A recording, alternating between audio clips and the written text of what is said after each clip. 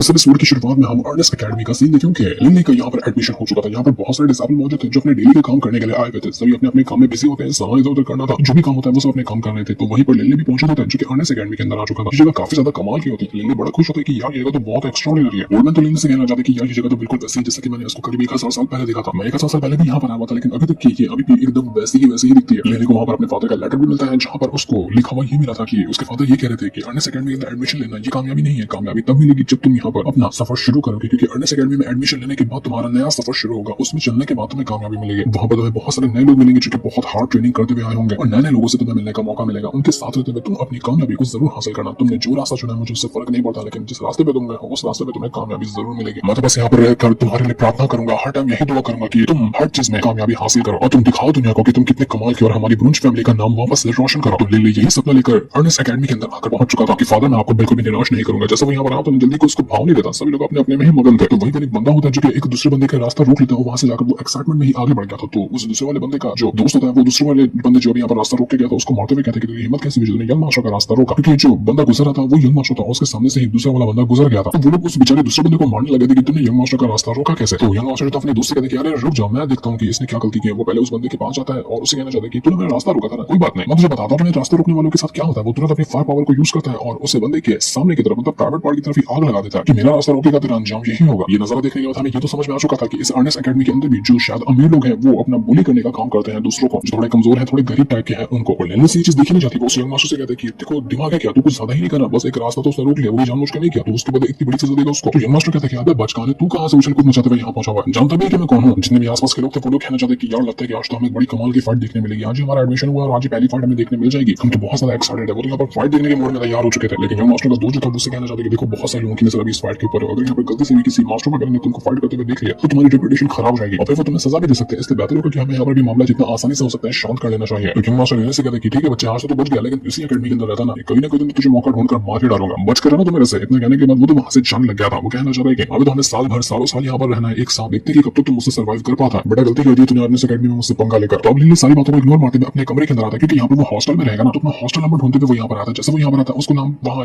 ये नाम का एक बंदा दिखता है, YELE नाम का था। ये थोड़ा सा अजीब नाम है लेकिन चलता है। वो लिली से कहता है कि तुम मेरे रूममेट हो ना, तुमको भी यहाँ पर मेरे साथ रहने के लिए कहा गया होगा, तो आज से तुम मेरे भाई बन चुके हो, क्योंकि जब भी मेरे रूममेट होता है वो मेरे भाई की तरह ही रहता है। तो मैं यहाँ करना आज सामान वगैरह इधर उधर कर रहा हूँ, मतलब पुरानी चीजों को हटा रहा हूँ और नई चीजों को ला रहा हूँ, क्योंकि मुझे पता था कि आज तुम आने वाले हो। तो मैंने अपने कमरे को ऑलरेडी तैयार कर दिया। आइंदा से तुम्हें कभी भी किसी चीज की जरूरत हो ना तो अपने भाई येले को याद कर लेना, मैं तुम्हारी मदद करूंगा। लगता है कि पहली बार के अंदर ही लिली को एक अच्छा दोस्त मिल गया इस एकेडमी के अंदर। ये नहीं कहता कि अब तो कई डिकेड्स तक हम यहाँ पर एक साथ रहेंगे, 10 20 30 साल 40 साल तो हम एक साथ ही रहने वाले हैं। आप लिली हैरान कि सच में इतना टाइम लगता है यहाँ पर एकेडमी के अंदर। तो वो ये बताता कि हाँ अगर तुम अर्नेस्ट एकेडमी के अंदर पूरा अपना ग्रेजुएशन कंप्लीट करना चाहते हो ना तो उसके लिए कम से कम तुम्हें लेवल 6 का म्यूजिशियन बनना पड़ता है। तो उसके लिए मिनिमम बोलो तो 1 डिकेड लगने वाले, मतलब 10 साल तो लगे जाएंगे। उसके बाद फिर अगर थोड़ी और कम मेहनत करोगे तो 20 30 साल भी लग जाने वाला है।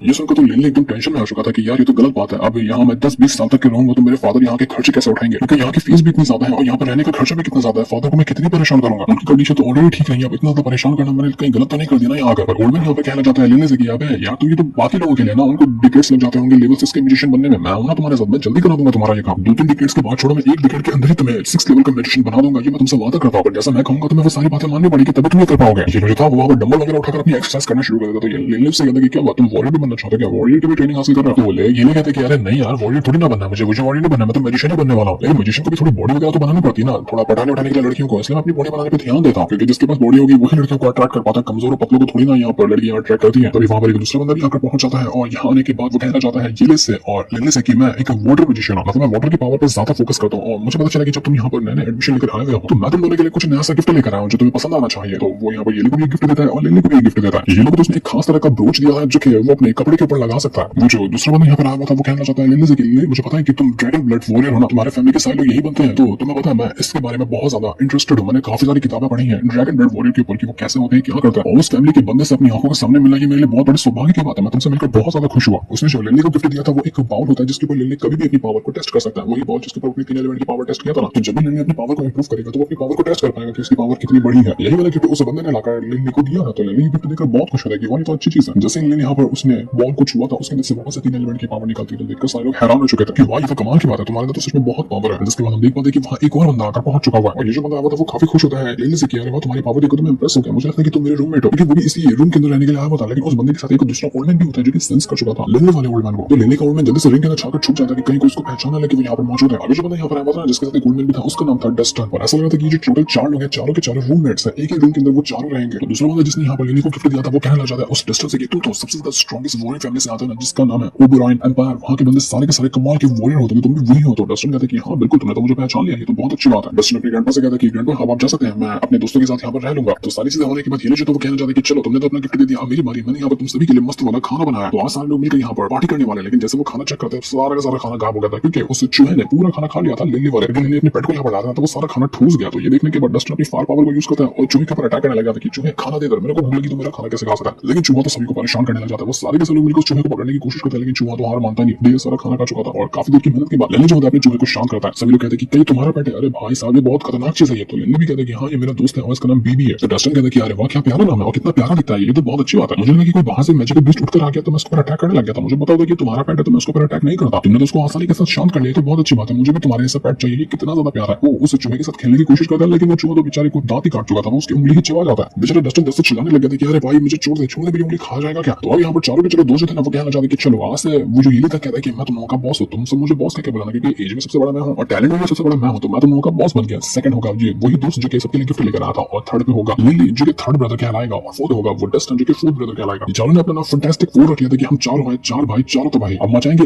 इस एकेडमी के अंदर धमाल। तो सारे के सारे लोग यहाँ पर चारों दोस्त थे वो मेरे को खूब एंजॉय करते, सभी को काफी अच्छा लगा था। चार लोगों की दोस्ती बहुत अच्छे से हो चुकी थी वो भी पहले ही दिन। तो ये होने के बाद लिली जो था वो अपने क्लास को अटेंड करने के लिए आकर पहुंचा था। अकेडमी के अंदर आया, क्लास तो अटेंड उसको करनी पड़ेगी। तो जैसे वो यहाँ पर आता अपने एलिमेंट की पावर को वो और अच्छे से प्रैक्टिस करना सीख रहा था। तो उन्होंने उसे कहता है कि परफेक्ट जा रहे हो लिली, तुम अच्छा काम कर रहे हो। अकेडमी की तरफ से उसको कुछ टूल्स वगैरह भी मिले थे जो कि यहाँ पर लिली की हेल्प करेंगे एलिमेंट की पावर को और अच्छी तरह से हैंडल करने में। तो उन टूल्स को कैसे इस्तेमाल करना है वो ओल्डमैन उसको बता रहा था और उसके जरिए लिली यहाँ पर अपनी प्रैक्टिस कर रहा होता है। वो यहाँ पर खूब मेहनत करता है और ओल्डमैन को इंप्रेस कर रहा था। ओल्डमैन कहता है कि यार लिली तुम सच में बहुत कमाल किया, तुम बहुत अच्छे से जल्दी जल्दी सब सीख जाते हो। तो जो काम लिली यहाँ पर कर रहा था ना उस टूल के साथ सेम काम एक दूसरी लड़की भी दूसरे उसके बाजू के बेंच पे बैठी हुई थी वो यही कर रही थी। वो लड़की काफी ज्यादा सुंदर होती है। लिली भी इसको देखकर हैरान हो चुका था और कहने लग जाता है कि अच्छा तो इस तरह से इसको करते हैं। लिली को भी समझ में आ चुका था कि कैसे उस स्टूल का अच्छे से इस्तेमाल करना क्योंकि वो लड़की स्टूल का बहुत अच्छे से इस्तेमाल कर रही थी। तो लिली कहता है कि अरे वाह इस लड़की ने मुझे एक बार कहना समझा दिया कि मैं कैसे इसका यूज कर सकता हूँ। वो उस लड़की को ही देखता ही जा रहा था कि कैसे टूल का इस्तेमाल कर दिया, कैसे ये कल्टिवेट कर रही है। लेकिन उसी क्लास के अंदर ना एक बंदा मस्त यहाँ पर सो रहा था। तो तभी वहां पर एक अजीब सी पावर आती है जो उस बंदे को उठाकर हवा में ही नचा देती है। और तब हम देख पाते हैं कि इस पावर के साथ यहाँ आकर पहुंचा था क्लास का टीचर जो कि बहुत ज्यादा गुस्सा हो गया था कि उसकी क्लास में कोई बच्चा कैसे सो सकता है। इसलिए उसने बच्चे को एक चक्री जैसा घुमा दिया। टीचर तो वो सभी से कहना चाहते कि साइलेंस, मेरे क्लास में एकदम साइलेंस चाहिए, कोई भी यहाँ पर चिल्ला पुकार तो बिल्कुल मत करना। और देखो मैं बिल्कुल स्ट्रिक्ट चीजों को फॉलो करने वाला बंदा हूँ, मुझे जरा से भी शोर शराबा या मस्ती नहीं चाहिए। मेरा नाम ट्रे है और आज से मैं तुम लोगों का टीचर हूँ और मैं टीचर हूँ विंड एलिमेंट की पावर का, मतलब विंड से रिलेटेड जितनी भी चीजें होंगी ना वो मैं तुम लोगों को सिखाने का काम करूंगा। मेरे पास टोटल 6 साल का एक्सपीरियंस है और वही एक्सपीरियंस मैं तुम लोगों के साथ शेयर करना चाहता हूँ। तुम लोगों को जैसे कि पता होगा कि विंड एलिमेंट की जो पावर होती है वो बहुत ज्यादा फास्ट होती है, सबसे ज्यादा फास्ट तरीके से वो ही ट्रैवल कर सकती है और काफी ज्यादा वो स्ट्रॉन्ग भी होती है। विंड के जरिए हम किसी भी चीज को डिस्ट्रॉय कर सकते हैं। तो आज मैं इस क्लास के अंदर तुम सभी की विंड एलिमेंट की पावर को टेस्ट करूंगा। मैं देखूंगा कि तुम में से किसकी विंड एलिमेंट की पावर सबसे ज्यादा अच्छी है और किसको अपनी विंड एलिमेंट की पावर पे सबसे ज्यादा कंट्रोल है। तो मैं तुम्हें कुछ छोटे मोटे टेस्ट दूंगा, उसके हिसाब से तुम्हें अपनी काबिलियत को साबित करना है। मैं तुम्हें बताना ये चाहता हूँ कि तुम अपनी विंड के जरिए एक ब्लेड तैयार कर सकते हो। देखो जैसे कि अब एक स्वॉर्ड को हम चलाते हैं तो उसके अंदर स्लैश अटैक निकलता है ना, तो अपने विंड एलिमेंट की पावर को यूज करते हुए ऐसा स्लैश बनाओ कि उसके जरिए तुम किसी भी चीज काट सको। अभी नॉर्मल तो तुम छोटी मोटी चीजें काट पाओगे लेकिन तुम्हें वो स्लैश बनाकर दिखाना है। वो यहाँ पर जो टीचर था वो एक बार ऐसा विंड के एलिमेंट से एक स्लैश तैयार करके भी दिखाता है, बिल्कुल स्वॉर्ड जैसा वो स्लैश निकला था उसके हाथों से। तो टीचर जो था वो सबसे पहले यहाँ पर वो जो लड़की बैठी हुई थी जो प्रैक्टिस करी थी काफी टाइम से उससे कहते कि पहली बारी तुम्हारी है, तुम मुझे अपना विंड ब्लेड बनाकर दिखाओ, दिखाओ मुझे कैसे स्लैश बनाती हो तुम। तो ये सुनने के बाद जो लड़की थी सबके सामने आकर खड़ी हो जाती है और यहाँ पर आने के बाद वो अपनी पावर को यूज करने लगी थी। सब उसके सामने ना पंख होते हैं बोर्ड के, तो अपने विंड के जरिए उसको ऐसा स्लैश बनाना है कि सारे के सारे पंख कट जाए। वो लड़की अपनी पावर को यूज करती है और विंड एलिमेंट की पावर को कंट्रोल करने के बाद उसको एक स्लैश में कन्वर्ट करने लग गई थी और उसके बाद जैसे वो अटैक मारती है सारे के सारे पंख जो थे ना वो कट जाते हैं। टीचर तो देखकर बिल्कुल इंप्रेस हो चुका था कि वाह तुमने तो बहुत कमाल का बनाया, मैंने तो नहीं सोचा था कि तुम इतना कमाल का अटैक बना लोगे। तुमने एक स्लैश नहीं मल्टीपल स्लैश यूज किया है वो भी एक बार के अंदर, सच में तुम तो बहुत ज्यादा एक्सपर्ट निकले। उस लड़की का नाम था डीलिया। तो वो जो टीचर थे यहाँ पर सभी स्टूडेंट्स से बताने लग जाते कि तुमने देखा ही होगा कि कैसे इस डीलिया ने अपना परफॉर्मेंस दिखाया। तुम यहाँ पर जिसको भी नॉर्मल स्टूडेंट समझ रहोगे ना उसके अंदर भी कोई ना कोई खासियत जरूर बाहर निकल कर आएगी क्योंकि हमारे अर्नस अकेडमी की यही खासियत है कि नॉर्मल दिखने वाला बंदा भी बहुत ज्यादा हिडन टैलेंट को पूल करता हुआ होगा। तो हमारे इस अकेडमी के अंदर जब भी तुम सेमेस्टर पास करने वाले रहोगे ना तो उससे पहले तुम्हें एक टूर्नामेंट लड़ना पड़ता है और टूर्नामेंट के परफॉर्मेंस के हिसाब से तुम्हारा डिसाइड किया जाएगा कि तुमने अपना सेमेस्टर कंप्लीट किया या नहीं किया। अगर तुम दिखाना चाहते हो कि तुम कितने ज्यादा कमाल के हो, कितनी तुमने मेहनत की है, तो जो टूर्नामेंट आता है ना उसमें अच्छा परफॉर्मेंस तुम्हें दिखाना पड़ेगा अपनी मैजिकल पावर का यूज करते हुए। तो वैसे थोड़ा और टाइम चलता है और उसके बाद ये वाली क्लास जो थी वो खत्म हो चुकी थी। तो क्लास खत्म होने के बाद ब्रेक मिलता है, ब्रेक के बाद दूसरी क्लास होती है लेकिन लेने को ब्रेक नहीं चाहिए था। वो ब्रेक में पहुंच जाता है अपने उसी ओल्डमैन के पास और कहने लग जाता है उसे कि देखिए ओल्डमैन, मैंने आपको बताया ना मैं 10 साल यहाँ पर नहीं रुक सकता अपना ग्रेजुएशन कंप्लीट करने के लिए क्योंकि फादर इतनी फीस नहीं दे पाएंगे। तो तो आप मुझे हेल्प कीजिए और जल्दी जल्दी मेरा ब्रेक थ्रू करवाइए और मुझे लेवल 6 का मैजिशियन बना दीजिए ताकि मैं जल्दी जल्दी अपना ग्रेजुएशन पूरा कर सकूं। अभी तो यहाँ पर मास्टर ने जो टीचर है उन्होंने सिर्फ विंड एलिमेंट की पावर को कंट्रोल करना सिखाया है, तो मुझे अब यहाँ पर अर्थ एलिमेंट की पावर को भी कंट्रोल करना, मेरी जितनी भी एलिमेंट की पावर है सब आप कंट्रोल करना मुझे सिखाइए। तो ओल्डमैन कहते कि अरे यार मैं तो अच्छी भली नींद में था, तुमने मुझे फिर से जगा दिया। पर चलो खैर कोई बात नहीं, जब तुम इतना ज्यादा खुद को मोटिवेटेड फील कर रहे हो कि तुम्हें जल्दी जल्दी स्ट्रॉन्ग बनना है तो मैं तुम्हारी हेल्प कर देता हूँ। एक काम करो, जाओ कुछ छोटे मोटे पत्थर ढूंढ कर लाओ, तब तक मैं एक छोटी सी झपकी मार लेता हूँ। जैसे मैं आगे बढ़ता हूँ उसको वहां पर वो डीलिया नजर आती है। वो डीलिया यहाँ पर अपनी प्रैक्टिस करी थी, वो काफी ज्यादा गुस्से में थी क्योंकि हालांकि उसने क्लास में अच्छा परफॉर्मेंस दिखाया था, लेकिन उसका नाम डीलिया था ना, लेकिन टीचर उसको मजाक में डीसी कहकर बुला रहा था और उसको चिढ़ा रहा था। तो इस वजह से डीलिया को काफी ज्यादा गुस्सा है, कहना चाहती है कि सब मेरा मजाक क्यों उड़ाता है।